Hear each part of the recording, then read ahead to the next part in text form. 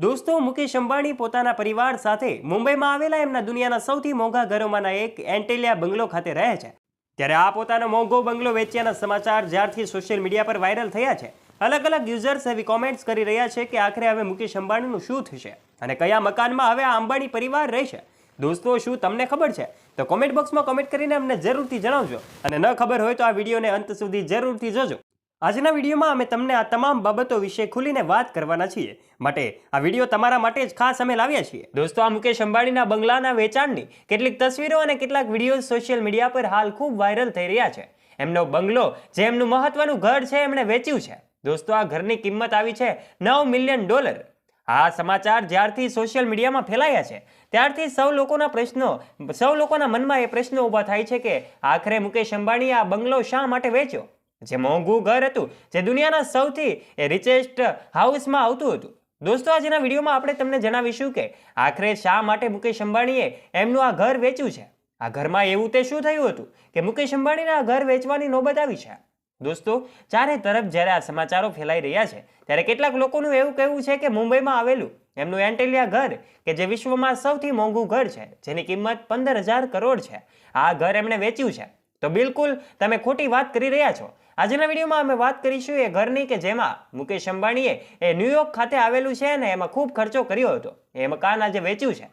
આજના વિડીયોમાં આગળ વધીએ તે પહેલા વિડીયોને લાઇક અને ચેનલને સબસ્ક્રાઇબ કરી લેજો. દોસ્તો, મુકેશ અંબાણી એક એવા વ્યક્તિ છે કે જેમની સંપત્તિ, એમના મકાનો અને એમની ઘણી બધી કારો કે જે માત્ર ભારતમાં જ નથી આવેલી, પરંતુ વિશ્વમાં પણ એમણે અનેક મિલકતો ખરીદેલી છે. એ પછી ન્યુયોર્ક હોય કે અમેરિકા હોય, અનેક દેશોમાં એમણે પોતાની સંપત્તિ વસાવી છે. ત્યારે ન્યુયોર્કમાં પણ એમનો ખૂબ મોંઘો બંગલો હતો અને આ બંગલાની કિંમત $9 મિલિયન હતી, જેને જો ભારતના આંકડાઓમાં આંકવામાં આવે તો એની કોઈ કલ્પના થઈ શકે નહીં એટલો રૂપિયો કે એમાંથી એક દેશ ખરીદી શકાય. દોસ્તો, આ સાથે જ એમણે ન્યુયોર્કમાં આવેલો આ બંગલો વેચ્યો છે.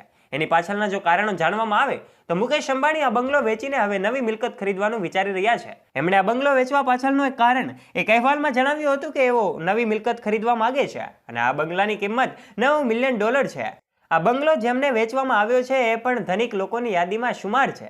ત્યારે આ બંગલા વેચાણના સમાચાર જ્યારથી સોશિયલ મીડિયામાં ફેલાઈ રહ્યા છે ત્યારથી લોકો સમજી રહ્યા છે કે એમનું મુંબઈમાં આવેલું એન્ટેલિયા હાઉસ, કે જે અનેક લક્ઝરિયસ સુવિધાઓ ધરાવે છે, આ હાઉસ મુકેશ અંબાણીએ વેચ્યું છે.